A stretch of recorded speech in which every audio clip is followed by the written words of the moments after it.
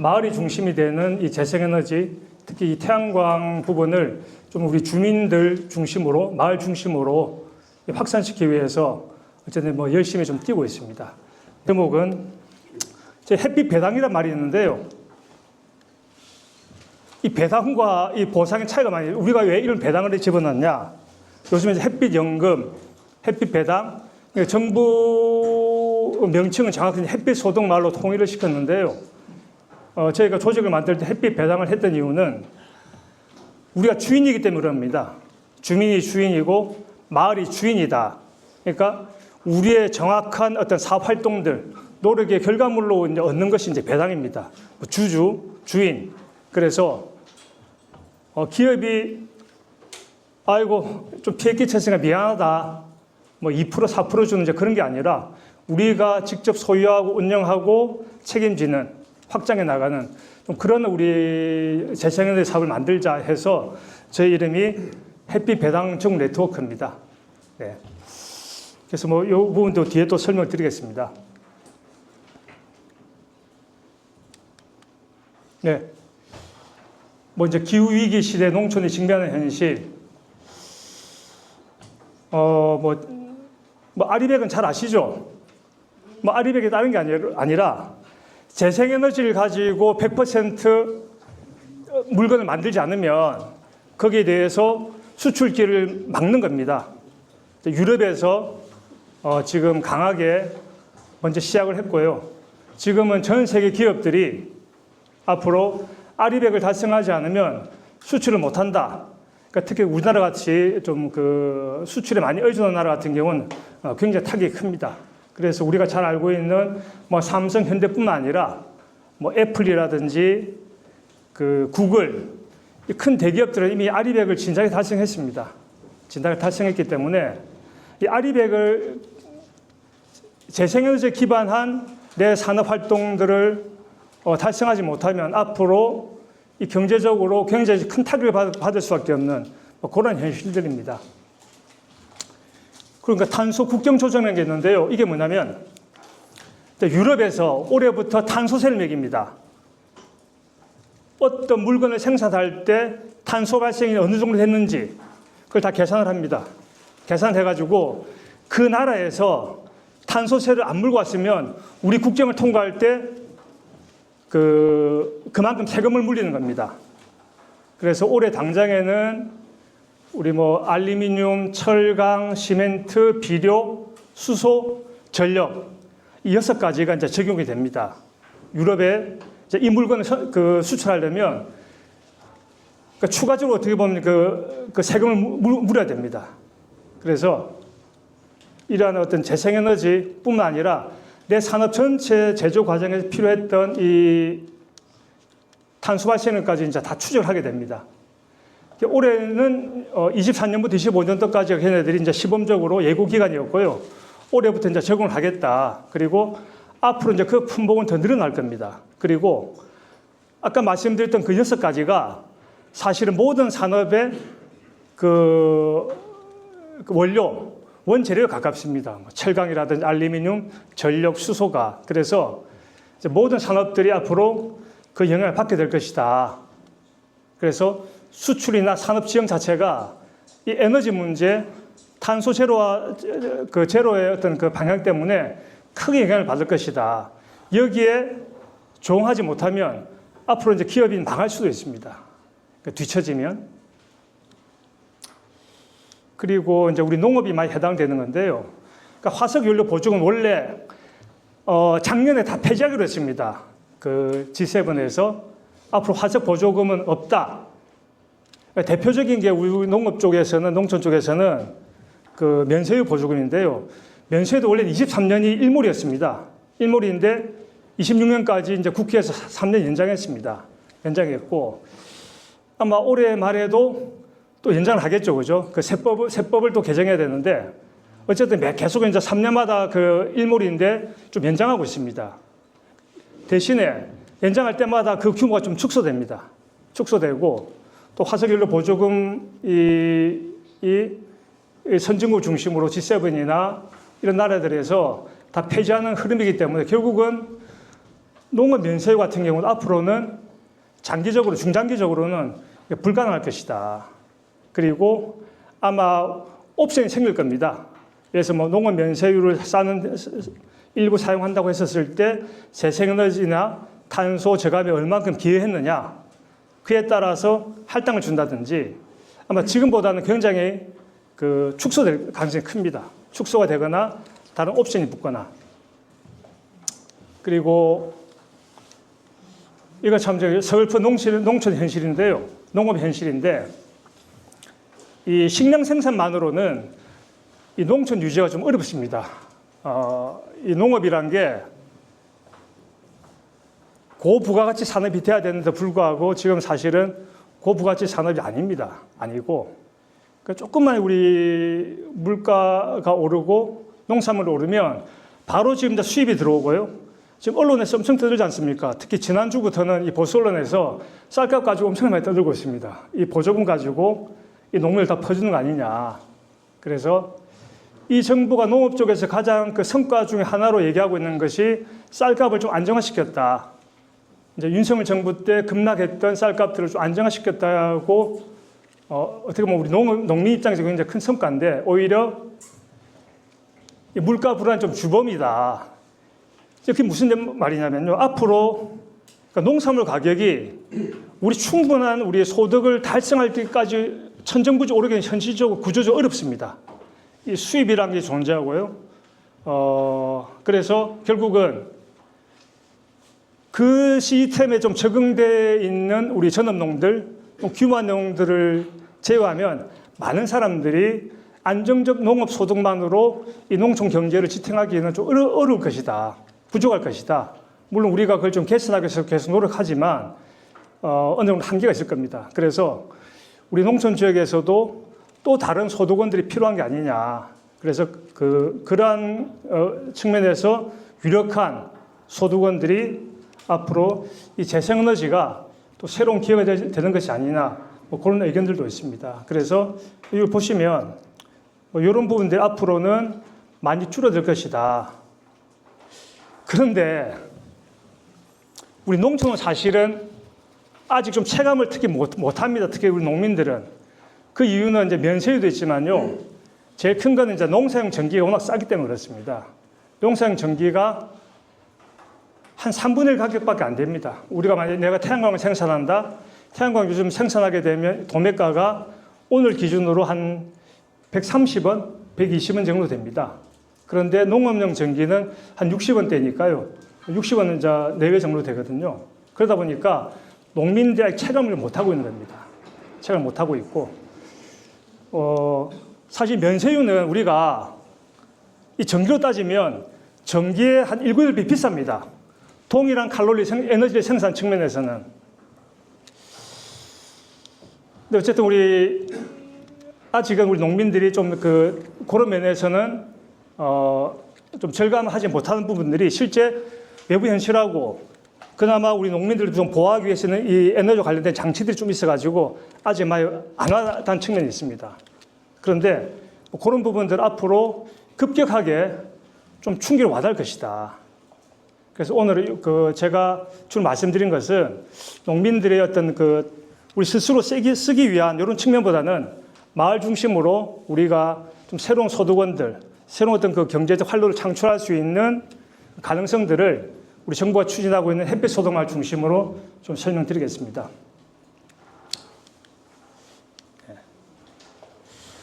그래서 왜 재생에너지인가? 앞에 말씀드렸었지만요.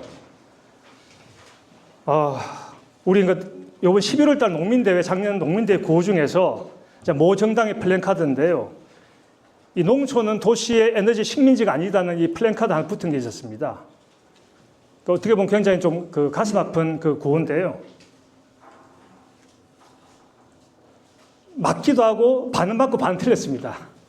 맞는 건 뭐냐면 지금까지 재생에너지 이 사업 추진이 도시에서 하기 힘든 거를 농촌에다 밀어넣으면서 농촌의 피해를 강요하고 이득은 못 보는 그런 구조였거든요. 그런 면에서 맞습니다. 그렇지만 미래에서도 과연 그럴 것이냐.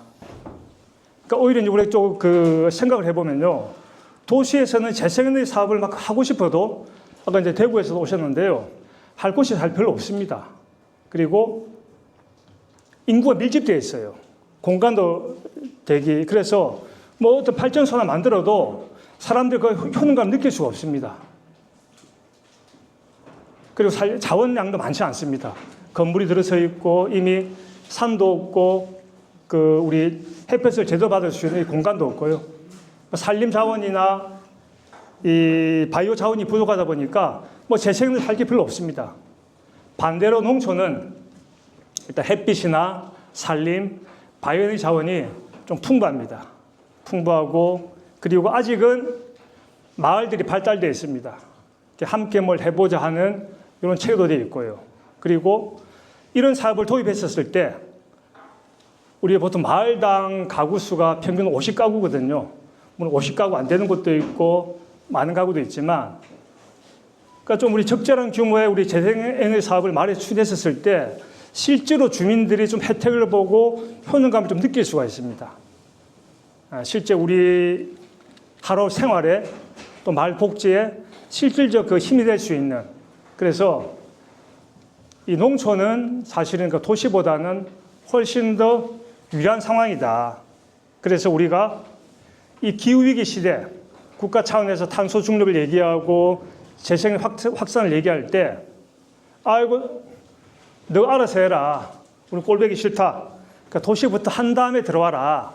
이 부분들은 좀 소극적이고 과거에 대한 평가일 수는 있지만 미래의 부분들 우리가 이것을 어떻게 기회로 살려서 우리 공동체도 살리면서 우리 지역 경제도 살릴 것이냐 또 지역을 유지할 것이냐 그런 내용을 다 담고 있지 못합니다. 그래서 저는 이 기후위기 시대가 농촌 특히 마을에게는 또 새로운 어떤 기회가 될 수 있다. 그렇게 말씀드리겠습니다.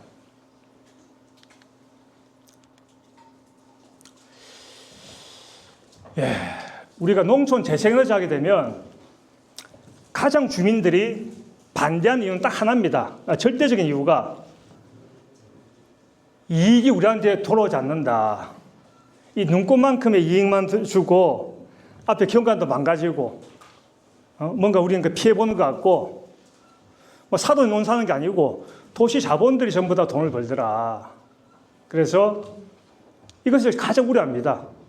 여기 이제 2020년도에 설문조사한 건데요. 그 다음에는 뭐 땅값이 올라가지 않느냐, 그리고 몸에 해로운 거 아니냐, 그리고 농지가 훼손되게 되면 이 식량 안정적 생산이 문제되지 않느냐, 그런 부분들입니다. 근데 가장 큰 부분들은 이 지역 주민이 아닌 외부인들이 수익을 다 가져가더라 하는 것이 가장 큰 불만이고 우려입니다. 외국도 마찬가지입니다. 외국도 사실은 이런 것 때문에 우리가 그렇게 땅덩이가 넓은 미국 같은 경우도 37개 주에서 한 255가지인가 정도 된 규제가 있습니다. 이 외부 자본이 무분별하게 농지를 훼손하거나 지역의 부를 뺏어가는 그런 걸 제어하기 위해서. 그래서 이 이익을 그 외부에서 가져가는, 그러니까 꼭 이익의 측면만 아닙니다. 외부 자본 같은 경우는요, 마을의 미래에 대해서 별 관심이 없습니다. 이 지역의 경제가 활성화되는 데 관심이 없고 오로지 내 사업이 안정적 유지만 되면 됩니다. 그러니까 내 사업이 안정적 유지되기 위한 최소한의 비용, 그런 게 보통 우리 기업들이 마을 협력 기금, 피해 보상 이렇게 해가지고 보통 한 4% 정도, 이전에 주로 4%였습니다. 한 4% 정도 주는 그런 시스템입니다. 그래서 외부 자본 중심 개발과 농촌에 따르는 부담, 이제 이 비대칭성들이 우리 지역 주민들이 가장 큰 불만이고 지역에서 특히 농촌 지역에서 이 재생에너지 확대되는 데서 가장 큰 좀 장벽이 되고 있습니다. 그래서 이제 외국의 사례를 보면요, 여기가 이제 그 덴마크 삼수의 섬입니다. 삼수의 섬. 그리고 저기는 독일의 이제 프라이부르크시고요. 프라이부르크시가 여기 이제 시청 건물 전체를 여기가 기둥은 나무고요. 나무 기둥을 제외한 전부 다 태양광 판넬로 덮여 있습니다. 그래서 세계 최초로 100% 에너지 자립을 달성한 공공 건물입니다. 공공 건물 중에서는 이게 세계 최초로 에너지 자립 100%고요. 그게가 그 시에 있는 그 마을들 같은 경우는 연 1인당 한 가구당 한 750만 정도 이 태양광 수익을 누리고 있습니다. 그리고 3세선 같은 경우는 현재 에너지 자립을 100% 달성해 있고요. 여기는 풍력이 되게 발전되어 있습니다. 풍력. 섬이기 때문에 해상 풍력, 육상 풍력 아주 발달이 됐는데 대부분을 주민이 소유하고 있습니다. 여기 보시면 11개 중에서 9개가 주민 소유입니다. 2개는 협동조합, 마을 주민들이 만든 협동조합인데 이 협동조합에는 일부 외부 자본이 들어옵니다. 외부 자본이 어떤 형태로 들어오냐면 예를 들어서 안동시다. 안동시가 이 조합원으로 들어오는 겁니다. 지분을 참여를 하고 그리고 좀 우호적인 우리도 저런데 좀 참여하고 싶다는 그 펀드들 대신에 이제 그 기준을 정해놓고 일정 비율 이상은 참여를 못하게 합니다. 그리고 해상 같은 경우도 5개는 여기는 자치정부가 5개를 소유하고 있고요. 3개는 주민 공동 소유, 2개는 협동조합입니다. 해상풍력은 돈이 좀 더 많이 듭니다. 그 금액이 좀 더 많이 들고 해서 설치비가 많이 드는데요. 어쨌든 여기는 주민들이 거의 모든 것을 소유하고 있어요. 그래서 마을 자체가 소유하기도 하고 협동조합이 소유하기도 하고 그리고 개인들이 마을 주민들이 펀드 형태로 내가 출자를 할 수도 있습니다. 그렇게 해서 그래서 이런 어떤 좀 앞서가 있는 그 해외 사례를 보면 핵심은 이 소유 구조입니다. 저 발전소가 누구 거냐? 누구 거냐? 누구를 위한 거냐? 주민들한테 도움되냐 안 되냐? 이게 중요하지 않습니다. 누구 거냐가 핵심입니다. 누가 소유하고 있고 누가 운영하고 있고 그 수익을 누가 배당하느냐. 그래서 그 소유 구조를 어떻게 푸느냐가 결국은 이 재생에너지 확산에서 지역에 있어서 가장 중요한 키가 아닌가 하는 것을 알 수 있습니다. 그리고 이제 앞에서 나오는데요. 이제 많은 분들이 우려하시는 것 중에 하나가 앞으로 이게 재생에너지와 이 태양광, 그러니까 이 농업이 경쟁하게 되면 이 농사는 어떻게 짓고 앞으로 기후위기 시대에 식량 문제 어떻게 해결할 거냐. 그래서 대안으로 나오고 있는 게 영농형 태양광입니다. 영농 태양광 같은 경우는 아래에서 농사를 짓고요. 위에서는 이제 우리 그 태양광 판넬을 설치해가지고 그 전기에너지를 생산하는 겁니다. 하고 차광률은 보통 한 30% 보통 이제 규제를 두고 그래서 밑에 정상적인 농업 활동이 이루어질 수 있도록 그렇게 하는 그 시스템들입니다. 그래서 앞으로 이제 더 기술이 발전되겠지만요.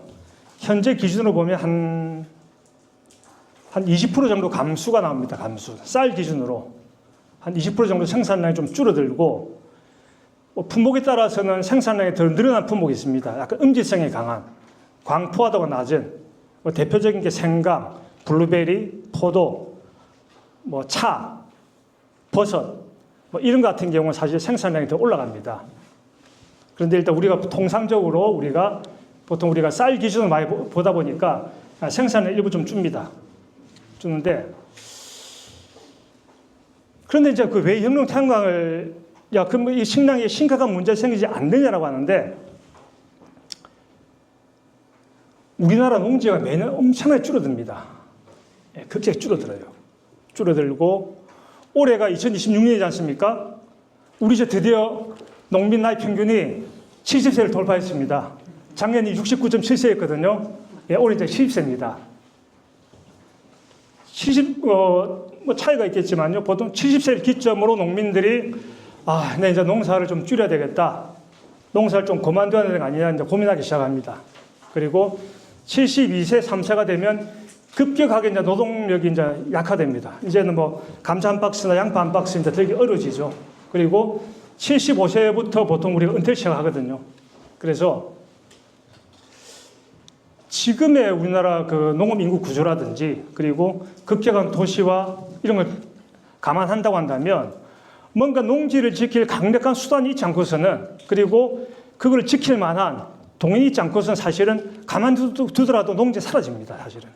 그리고 이미 한계 농지가 굉장히 많습니다. 대한민국에. 우량 농지가 있지 않습니다. 우리 마을에 가보면 농사 안 지는 땅도 사실은 꽤 있습니다. 그래서 오히려 한계 농지를 다시 우리가 농사 짓는 땅으로 만들어내고 요즘 이렇게 뭐 콘크리트 받고 건물짓을 하지 않습니다. 보통 이렇게 지주대 박아가지고 하는 구조이기 때문에 언제든지 그 위기 상황에서는 또 전환이 가능합니다. 그래서 이 영농 태양광이 란 부분들은 우리 식량과 경쟁하는 것이 아니라 식량과 같이 공존하면서 오히려 그 농업의 지속성들을 더 높일 수 있다. 특히나 농업을 끌고 나가는 우리 농민들 또 우리 농촌 주민들이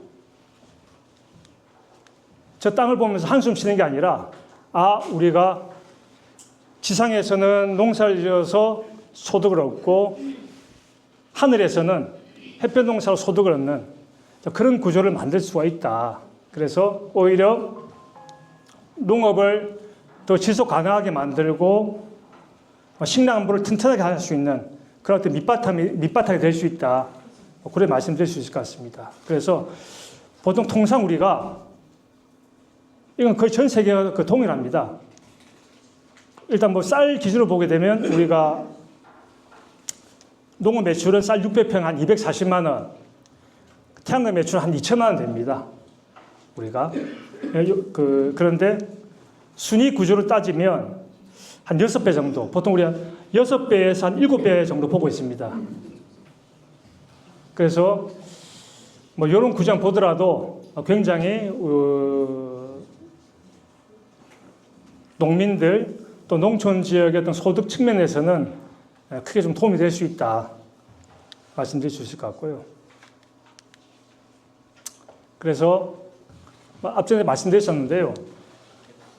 우리 주민 수용성에서 핵심은 다른 걸 다 떠나서 딱 한마디로 주민이 이 사업의 주인이 되는 구조를 만들었느냐, 소유가 누구의 소유이냐, 운영에 있어서 마을과 주민이 참여하고 그 결정권을 가지고 있느냐, 그리고 수익 배분을 주인 모두에게 공정하게 배분되고 있느냐, 이 부분들이 가장 중요하다 말씀드릴 수 있을 것 같고요. 그래서 이제 구양리 혹시 가신 분 계십니까?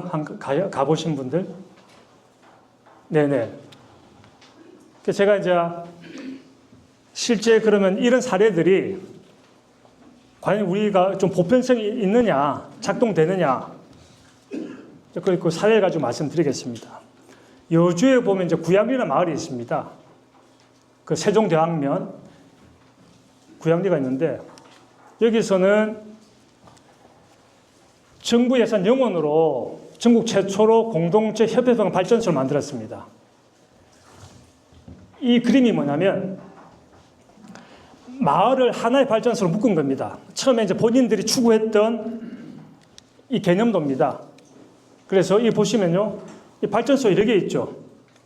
각각을 다 별도로 허가 내고 사업자 등록 내고 한 게 아니라 이걸 하나로 묶어가지고 하나의 이 사업자를 해서 발전 사업자를 마을이 냈습니다. 마을이 내가지고 여기 2021년도 이제 우리 산자부 우리 시행령을 바꿔가지고 최초로 이것이 가능하게 만들었습니다. 그리고 그 뭘로 만들었느냐?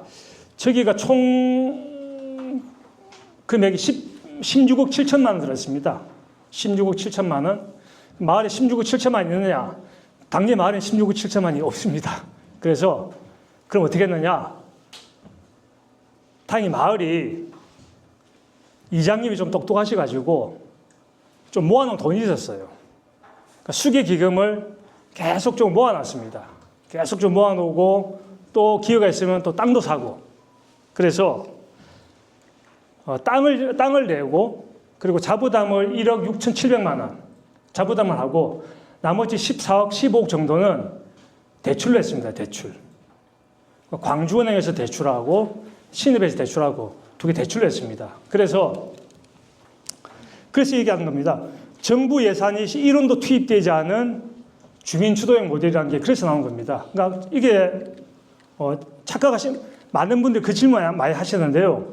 정부에서 이 보조금을 10원도 안 줍니다. 정부에서 이러한 제도들을 만들고 금융적인 어떤 그 정책들을 지원할 테니까 마을이 대출을 해가지고 사업을 펼쳐나가라. 대신에 마을 했을 때는 좀 혜택을 줍니다. 예를 들면 재생에도 이제 전기요금들을 20년 뭐 고정으로 팔 수 있게 한다라든지 고정 가격으로 그리고 추가적으로 주는 우리 REC라고 하는 재생에너지를 생산했을 때 주는 추가적인 어떤 금액이 있습니다. 그 금액을 원래는 1을 줘야 되면 이 공동체가 하게 되면 1.1을 준다든지 1.3을 준다라든지 자, 그런 고정된 혜택들이 있습니다. 그래서 그런 설계들을 해가지고 구양리가 6개 발전소를 만들었습니다. 만들어서 2024년부터 실제 이제 통장에 이제 돈이 이제 들어오기 시작합니다. 돈이 들어오기 시작하고 그거를 저기는 한 1메가와트 규모로 했는데요. 연 순수익, 그러니까 이자 제하고 운영비 제하고 세금 제하고 하니까 월 한 1,000만 원 정도가 그러니까 원리금 갚는 것까지 포함해가지고요. 월 한 1,000만 원 정도가 마을에 순수익으로 현재 들어오고 있습니다. 그래서 요 그림은 뭐냐면요. 해남은 솔라시도라고 100메가와트짜리가 있는데요. 여기는 혜택 보는 그 주민이 123가구밖에 안 됩니다. 구양리는 1메가인데 67가구 혜택을 보고 있습니다. 구양리를 적용하게 보면 여기는 원래 6,700세대가 혜택을 봐야 되는 겁니다. 그래서 그리고 저기는 아까 말씀드린 것처럼 개인 출자 없습니다. 전부 다 마을로 했고 개인 출자는 받지도 않았고 전부 다 마을 기금으로 했고 그리고 그 한 이유가 딴 게 아니고 그겁니다. 출자를 하게 되면 결국은 야, 난 얼마 냈는데 니는 얼마 냈고 왜 내가 니랑 똑같이 봐야 되느냐. 내 건 어떻게 정산해 줄 거냐. 그리고 또 연세 드신 분이 돌아가시거나 할 때는 또 상속 문제 약간 생깁니다. 그래서 개인 출자 없이 전부 다 마을 소유, 마을 기금으로 전부 다 진행을 했습니다. 그럼 그 돈을 어디에 쓰고 있냐? 거기서 제일 먼저 한 게 카니발 한 대 삽니다. 카니발 사가지고 하루에 2번 우리 주민들을 음대까지 오전 한 번, 오후 한 번 해가지고 무료로 그 주민들 좀 실어 나랐습니다. 실어 나르고 그 다음에 지금은 또 새마을식당이라고 전 주민을 하루 한 끼 점심을 이제 무상으로 하고 있습니다. 그리고 마을 행사 지원이나 문화 관람 같은 것들을 하고 있고요. 이 버스를 만드니까 주로 이제 병원을 많이 갈 걸 생각하는데 주로 병원을 많이 가는 게 아니고요. 음대 같이 놀러 가세요. 놀러 가서 같이 술도 한잔 드시고 막걸리도 먹고 오히려 이제 그런 어떤 공동체 활동들, 문화 활동들이 이제 굉장히 활성화되고 있습니다. 그리고 마을 전 주민들이 같이 하루 한 끼를 먹으니까 당연히 우리 식구지 않습니까? 밥 먹을 때 온갖 얘기하면서 마을 행사도 마을 사람께 친해지고 얘가 얘기도 나누고 하면서 마을이 굉장히 좀 북적북적해졌습니다. 그래서 구양리 같은 경우는 핵심이 뭐냐면 개인의 출자가 아니고 공유부지, 공유 자원을 가지고 우리 마을 전체 소득을 만들어냈다고 하는 것, 그게 핵심입니다. 그러면 그 다음에 제가 이제 완주를 또 말씀드릴 텐데요. 우리 이제 구양리밖에 잘 모르실 겁니다, 아마. 그런데 구양리랑 똑같은 시기에 똑같은 사업 모델로 똑같은 정도의 금액을 마을이 누리고 있는 곳이 있습니다. 그게 완주 서봉마을이에요. 저희도 아마 작년 하반기부터 이게 전국적으로 좀 알려지기 시작했습니다. 여기도 2021년에 사업이 들어가가지고 2024년부터 발전을 시작해서 997kW, 995kW 정도 하고 있어요. 내다 일맥을 하고 있고요. 여기도 마을 주민들이 이 마을 기금으로 자부담을 하고 나머지는 대출을 해가지고 좀 사업을 했습니다. 그래서 여기 이제 좀 그 특이했던 부분은 그럼 서봉마을은 왜 마을에 좀 돈이 있었냐 하면 여기가 하수처리장이 이 투쟁을 오래 했습니다. 하수처리장. 하수처리장 투쟁하면서 거기서 우리가 그 보상금 나오지 않습니까? 마을 기금을 좀 써라 해가지고 보상금 나오고 있는데 그럼 이 보상금을 가지고 뭘 할 것인가 가지고 이 사람들이 엄청난 회의를 했습니다. 주민들이. 이쪽 뭐 필요한 게 뭐냐, 하고 싶은 게 뭐냐, 현재 불편한 게 뭐냐, 우리 어떤 사업을 해야 될 거냐, 투표를 해가지고 우리가 일회성을 쓰지 말고 지속적으로 우리가 마을에 수익을 낼 수 있는 사업을 해보자 해가지고 이 사람들이 태양광 사업을 하기로 마을 주민들이 그 결의를 했습니다. 그래서 이제 그 고사면 1공리에 그 태양광을 만들었고요. 한 1메가 됩니다. 975kW 되고,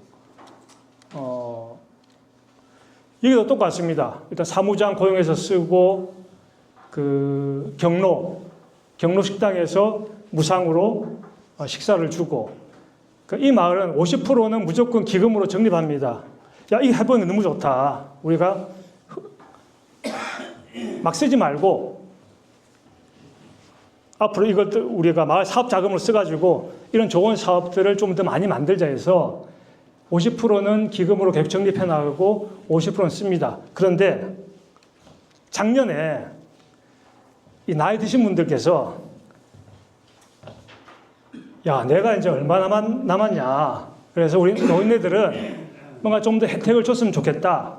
그래서 이 구양리와 다르게 여기는 70세 이상 노인들한테는 지금 여기 제가 이거 그 10만 원입니다. 10만 원.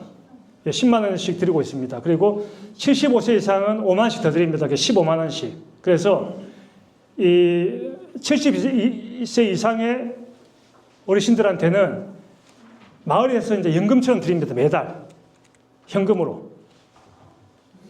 그리고 이 부분에 대해서는 모든 주민들이 100% 동의를 했습니다. 왜? 그 내 성분이 들어오기 때문에. 그리고 지금 현재 그 공사 중에 있는데 무엇을 공사하고 있냐면요. 마을 식당을 공사하고 있습니다. 공사하고 있어서 올해부터는 이 공사가 끝난 마을 식당에서 전 주민들이 하루 한 끼를 그 고양이처럼 무상급식을 그 진행하는 걸로 계획이 잡혀 있습니다. 그래서 제가 서봉마을 사업계획을 집어넣은 이유는 여기는 이 경로연금 지원금을 드리고 있다. 이름이 멋지지 않습니까? 장수 축하금. 네. 그래서 이러다 보니까 굉장히 만족도가 좋습니다. 그래서 야, 우리도 앞으로 기회가 되면 좀 이런 사업들 좀 더 해 나가자. 이런 어떤 그 분위기가 지금 형성되어 있습니다. 그래서 해외 사례도 그러하고요. 우리 구양리나 서봉마을 사례도 보면요. 이 마을 공동체형 사업이 그러니까 개인 게 아니고 개인은 우리가 하지 말래도 알아서 잘합니다. 아니, 내 돈 벌기 위해서 수단과 방법을 가리지 않고 돈을 벌려고 하는데요. 뭐 사업자들은 이 공동체가 참 어려워 보이거든요. 그렇지만 공동체가 몇 가지 원칙들을 잘 지켜나가면 충분히 가능하다. 첫 번째가 공동체 중심 소유 구조. 기본은 개인 출자 없는 겁니다. 이걸 기본 원칙으로 하는데 하다 보면 마을에서 자부담을 어떻게 할 것이냐 이런 문제 생길 수 있습니다. 뭐 그런 부분들은 일정한 규칙을 정해가지고 우리가 한 10%까지는 좀 그 여유를 좀 두자라든지 그 마을 여건만 좀 틀릴 수 있습니다. 그렇지만 기본은 마을 자체가 소유하는 방식으로 돼야 된다. 공동체가. 그리고 모든 의사결정의 최상위에는 이 마을 총회가 있어야 된다. 우리 구양리하고 서복마을 두 곳 다 이 협동조합을 만들었습니다. 협동조합을 만들고 우리 서복마을 같은 경우는 유한회사를 만들어가지고 사업을 추진했는데 그 정관을 보면 마을 총회가 최상위로 되어 있습니다. 마을 총회에서 결정한 거를 집행하는 기구로 협동조합을 만들었습니다. 그래서 협동조합 구성원들이 최상위 의사결정하는 것이 아니라 마을 총회, 그래서 이 마을 총회의 어떤 의사결정 기구를 결정하는 그 체계를 만드는 부분들, 그리고 수익을 이제 공동 기금화하는 것들, 개인 배당이 아니라 전 주민 복지 환원, 동일한 배당, 그리고 일부 자금 같은 경우는 재투자, 그런 원칙을 지켜나가고 있고요. 그리고 처음부터 그럼 이러한 구조들이 잘 작동될 수 있는 설계를 좀 치열하게 하는 겁니다. 협동조합 구성을 어떻게 할 거냐. 유한회사를 만든다 한다면 우리 전 주민들 다 우리 법인 등기 때문에 어려운 복잡하니까 그 마을 대표성 있는 사람들 누구 해야 되고, 그리고 그럼 나중에 사고 안 나기 위해서 어떻게 할 거냐. 이걸 치열하게 논의해가지고 향후에 문제가 생기지 않는 이제 그런 구조들을 잘 이제 만드는 것. 이런 원칙들이 좀 잘 지켜져 나갔을 때 우리 구양리나 이 서복마을 같은 이 마을 공동체 발전소가 좀 가능하다. 그런 부분이고요. 그럼 이제 그 다른데 이제 뭐 좀 좋은 사례 많이 말씀드렸는데 저게 이제 뭐 그 남의 떡이지 않습니까? 남의 떡이고, 야, 우리 같은 경우는 뭐 저 정도 어떤 그 여건도 좀 안 되고 또 부지라든지 또 마을 자금이라든지 좀 애로사항이 있다. 우리 여건 좀 틀리다. 이런 말씀들을 좀 사실 많이 하십니다. 구양리 오신 분들도. 그래서 지금 그 정부에서 만든 게 햇빛 소득 마을입니다. 명칭은 통일했습니다. 햇빛 소득 마을을 간략하게 설명드리면 뭐냐면 정부가 2030년까지 2,500개 이상의 햇빛 소득 마을을 만들겠다. 그리고 이것은 마을 공동체 중심의 재생에너지 발전 사업이다. 그리고 1년에 500개 이상 추진하겠다. 그래서 그 대상은 전국 38,000개 마을을 대상으로 하겠다. 그 계획입니다. 그래서 거기서 나온 수익이 우리 지역 주민들의 복지 사업이나 어떤 배당 형태로 활용될 수 있도록 하겠다 하는 부분이 햇빛 소득 마을 사업이고요.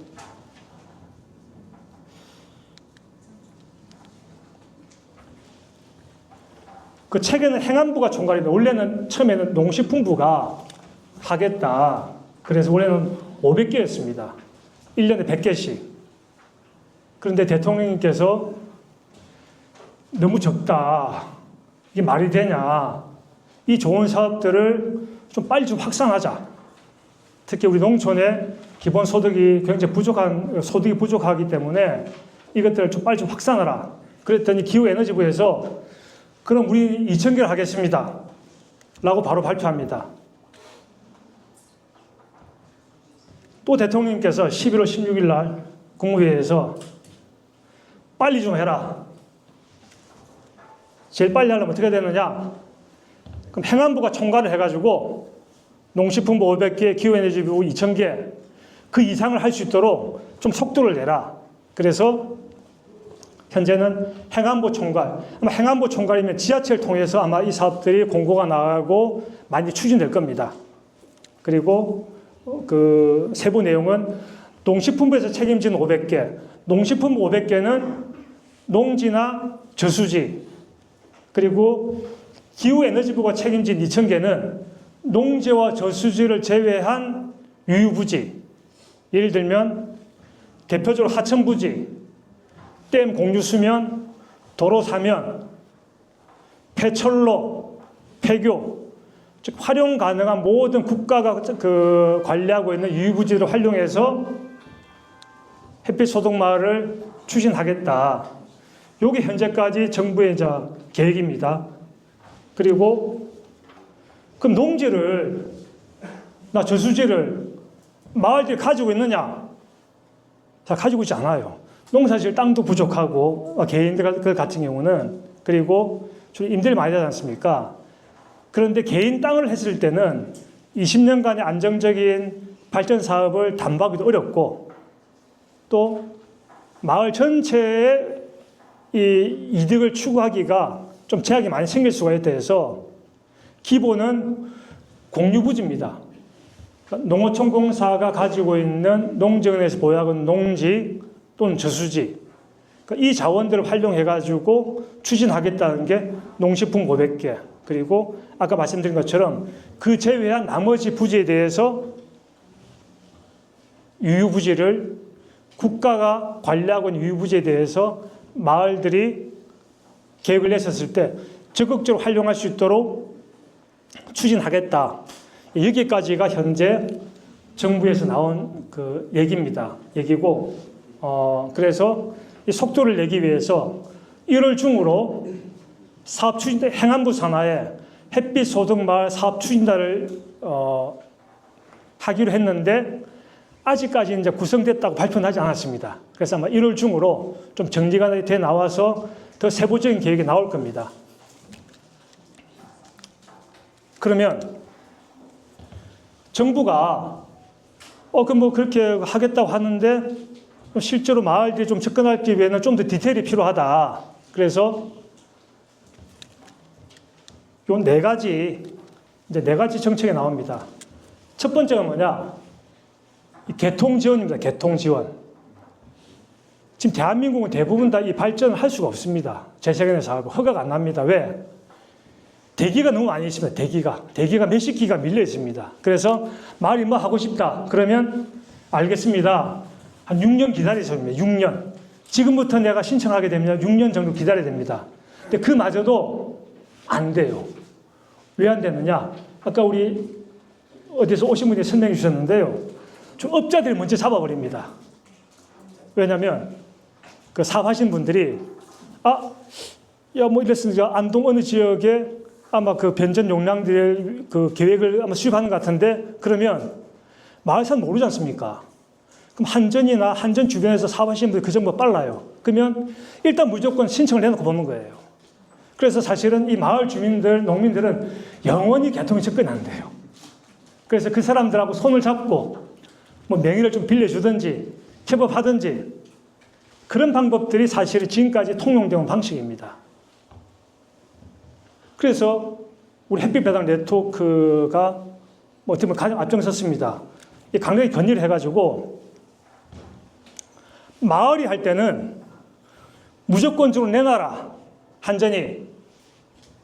그래서 이것도 대통령님이 지지하셨어요. 지지하셔가지고 지금 우리 기후에너지부에서 법을 개정해서라도 이것들을 보장하겠다. 이 법이 뭐냐면요. 전기에너지사업법 제20조입니다. 전기에너지사업법 제20조에 뭐라고 되어 있냐면 선착순의 원칙이 들어가 있습니다. 선착순 원칙. 그러니까 사실은 우리 마을 앞에 한 몇만 명이, 한 몇천 명이 이제 기다리고 있습니다. 그렇지만 마을이 하는 재생의 사업은 워낙에 공격성이 크고 이 공공이 기한 바 크기 때문에 별도의 트랙으로 우선적으로 접속을 허용할 수 있다라고 법이 개정될 겁니다. 그래서 이 개통 문제를 마을이 할 때는 해소하는 쪽으로 지금 제도 개선이 이제 나오고 있습니다. 그러니까 이건 이래 보시면 됩니다. 버스 전용 차로 가지고 뭐라는 사람 없지 않습니까? 지금은. 야, 나는 벤츠인데 저 버스는 내보다 더 빨리 가라고 뭐라는 사람 없습니다. 왜? 버스 전용 차가 워낙에 우리 그 국민들 또는 우리 시민들한테 주는 혜택이 크기 때문에 이거는 이제 별도의 트랙입니다. 도로가 100이 있다면 그래서 30은 전용차로 쓴다. 와 같은 개념입니다. 그래서 우리가 만약에 개통이 100이 있다. 그래? 그럼 적어도 20, 30은 마을들한테 내놔라. 이제 그런 어떤 내용들이 이제 반영되어 있는 겁니다. 그래서 개통은 개인의 것도 아니고 이 공유자산이다. 그래서 마을 공동체와 같은 이 공공성이 높고 공익이 기여하는 바가 큰 집단들한테 우선적으로 부여할 수 있다는 그런 철학이 다 담겨 있는 겁니다. 그 다음에 부지. 우리는 서북 마을처럼 투쟁해서 뭐 20억도 없고 고양리처럼 땅을 사는 곳도 없다. 전국 대부분의 마을이 그렇습니다. 그래서 공유 부지를 저렴하게 제공하겠다. 그래서 아까 말씀드린 것처럼 그 농어촌공사가 보유하고 있는 농지, 저수지, 그리고 그 외에 그 공유 부지들을 적극적으로 내놓겠다. 그래서 오늘 제가 이제 보도자료 보니까요, 뭐 에너지관리공단에서도 이런 이제 부지와 관련해가지고 기후에너지부가 그래서 도로공사, 뭐 농어촌공사뿐만 아니라 뭐 도로공사 또는 뭐 많습니다. 공단들이. 뭐 수장공사도 있고 보통 이 기관들이 안 내놓으려고 합니다. 자기들 직접 하고 싶어 해요. 그래서 이런 사업에 적극적으로 참여했을 때는 뭐 경영평가 가점을 주겠다. 이런 제도를 좀 도입하려고 하는 것 같더라고요. 그래서 아마 이 부지 부분들이 계속적으로 우리 마을들이 쓸 수 있는 자원들이 확대돼 나갈 것이다. 그리고 세 번째 이제 금융 지원입니다. 우리 뭐 다들 시골에 계시니까 아시겠지만 담보 없으면 기본적으로 은행권에서는 돈 안 빌려줍니다. 예. 뭐 내가 아무리 잘나도 내 신용을 빌려주는 한계가 있습니다. 그래서 지금 이건 이제 농협중앙회에서 이미 만들어놨습니다. 뭐냐면 그 동산담보 땅이 없다 하더라도 향후 미래 20년 동안 안정적으로 이 재생에너지 사업을 통해서 수익이 나올 것으로 기대되기 때문에 그것을 담보로 대출을 해주겠다라는 겁니다. 그러니까 동산담보 대출이 가능하도록 땅 담보 없이. 구양리나 서본 같은 경우는요, 전부 다 땅 담보를 다시 내놓은 겁니다. 근데 공유부지를 쓰니까 당연히 땅 담보를 내놓을 수가 없습니다. 나라 걸 가지고 저희가 담보를 줄 수는 없고, 대신에 이 현금 흐름이 되게 안정적이다. 나라에서 20년 동안 이 정도의 수익이 보장되는 가격으로 구매를 약속했고 이것저것 다 하더라도 충분히 현금 흐름이 나온다. 그래서 이것을 담보로 금융상품을 만드는 겁니다. 그래서 중앙회에서 작년 여름부터 요거를 진행을 해가지고 지금은 아직 외부 공표는 안 됐지만 이미 다 만든 걸 알고 있습니다. 상호금융 쪽에서. 그래서 이것들 최대한 좀 지원하겠다. 그리고 마지막 이제 제도 지원은 뭐냐면요. 현행 우리가 그 농지에서 뭘 한다게 되면 그 8년에 묶여 있습니다. 그래서 태양광 우리가 보통 기본 수명을 한 20년 잡거든요. 20년 정도 돼야 좀 안정적으로 우리가 대출도 하고 하면서 수익을 낼 수 있습니다. 그래서 농지법에서 20년 이상 일시 사용을 20년 이상 내는 문제들, 그리고 인허가 문제. 제가 오늘 신청을 내면요. 언제 허가 나냐면 보통 한 3년 뒤에 허가 납니다. 오늘 내면. 이 권한이 대부분 지자체에 묶여 있습니다. 지자체가. 그래서 그 부분도 원스톱으로 좀 신속 처리될 수 있도록 앞으로 제도 개선하겠다. 자, 그것까지가 현재 정부에서 패키지로 발표한 내용들입니다. 내용들이고, 그럼 여기서 이제 빠지는 게 이제 크게 이제 한 가지가 있습니다. 그러면 이거를 누가 할 거냐? 누가 할 거냐? 결국 이제 이 부분들을 마을이 어떻게 자기 계획 속에서 풀어나갈 거냐가 이제 핵심입니다. 그러니까 정부가 이런 설명회도 하고 교육도 시키고 갈 겁니다. 뭐 이단 교육도 시키고 실무 교육도 할 거고 또 아마 직접 하시다 보면 뭐 금융 관련 문제들, 자부담 문제 아마 이렇게 생길 겁니다. 그래서 결국은 우리 마을이 어느 정도로 이게 그러니까 준비되어 있느냐 따라서 이 부분들을 우리의 사업으로 풀어낼 수 있느냐 아니냐가 관건이다. 특히 사업 초기는 그렇겠죠. 그리고 또 많이 궁금하시는 게 그래서 80에서 85%까지는 뭐 대출로 해댔다. 그 자부담 1억 5천, 2억. 이거 답이 없다. 사실 대부분 답이 없어요. 대부분 답이 없는데 이건 제가 딱 뭐가 정답이라 말씀은 안 드립니다. 예를 들어서 마을에 진짜 돈이 있을 수 있습니다. 공동기금이라든지 모아놓은 돈이 있을 수 있어요. 근데 정부 계획은 뭐냐면요. 앞으로 지역 소멸기금과 같은 것들을 우리 마을들이 활용해가지고 좀 장기 저리로 활용할 수 있는 방을 찾겠다 하는 부분이 하나 들어가 있습니다. 또 하나는 지역금융, 뭐 대표 농협이죠. 지역 농협이 일부 부족분을 출자해서 참여할 수 있는 것도 제도적으로 푸는 것도 검토하겠다.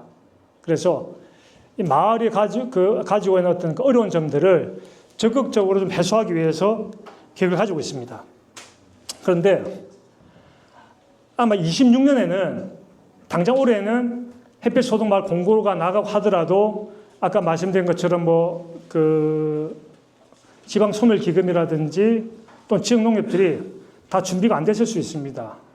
그런데 이 지자체에서 이 재생에너지 관련해 가지고 쓰지 못하는 돈이 꽤 있습니다.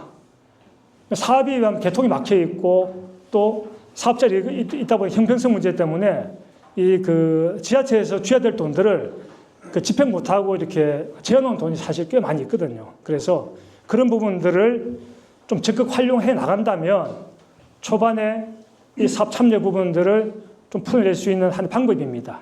그래서 지자체 또는 지역 농협과 충분히 좀 협의해 나가는 것들이 되게 중요하다.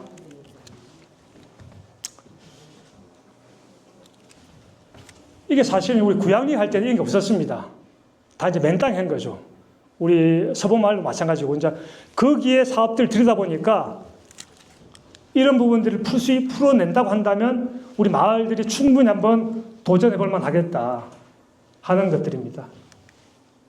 그래서 뭐 요거 아까 쭉 말씀드렸으니까요. 이런 것들이 앞으로 초반에 잘 지켜져 나간다고 한다면 우리가 충분히 확산되지 않겠느냐. 그래서 우리 마을 내에서는 우리 마을이 어떻게 주인되느냐 하는 게 중요하고 이 사업이 전체 확산되는 데서는 얼마나 공공성을 잘 지켜나가느냐. 부지, 금융, 개통, 그리고 우리 주체와 거버넌스. 그래서 이것은 뭐 딱 정해진 건 아니고요. 그럼 우리 마을이 준비해야 될 게 뭐냐.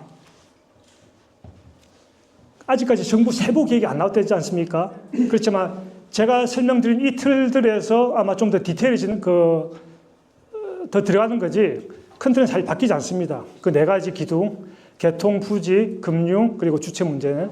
그래서 일단 우리 주민들이 먼저 합의해야 되겠죠. 뭐 서로 야 이런 사업이 있다니 우리도 한번 얘기 좀 나눠보자. 그래서 주민들 합의도 하고 이런 설명회도 가지고 자, 그 다음에 2,500개 마을이 동시에 탁 오래되는 게 아닙니다. 결국은 이 정부에서 이를 추진하더라도 부지나 개통이 용이한 곳 먼저 아마 접근할 겁니다. 부지나 개통이. 그래서 우리 마을은 어떤 자원이 있는지, 우리 마을에는 농어촌 공사에서 우리가 그 임대에 쓸 수 있는 이런 농지가 있는지, 또는 저수지가 있는지, 그리고 그 규모는 어느 정도 되는지, 그 현황을 좀 파악해야 됩니다. 현황을 파악하고, 그 다음에 이 금융구조, 딴 게 아니죠.